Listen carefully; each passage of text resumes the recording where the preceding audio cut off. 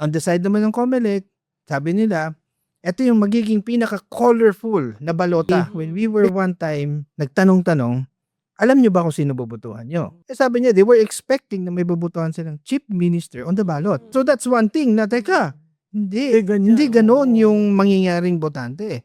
On the side naman ng COMELEC, sabi nila, ito yung magiging pinaka-colorful na balota. Because they have to put the logos of the parties. So sabi ko, teka, tama nga yung sabi ni Mamalu kanina na aside from campaigning, kailangan kabisado nila kung ano yung logo yung kanilang iboboto. Kasi kung hindi, kasi ang dami daw nun eh. Biruin mo 16. So yun yung pipili mo kasi. So paano natin sila ipe-prepare naman etong mga political groups when it comes to etong ganito? Alam mo, ang isa pang kailangan, so sa side ng botante, pinag-usapan na natin. Sa side ng mga political groups, you really have to come up with what makes you different from the, kung ikaw ay isa dun sa 16, what makes you different from the 15.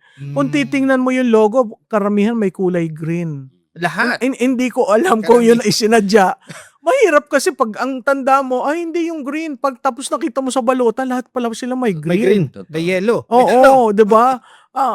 What is unique with one party is yung naka-point ng hand. Yun lang.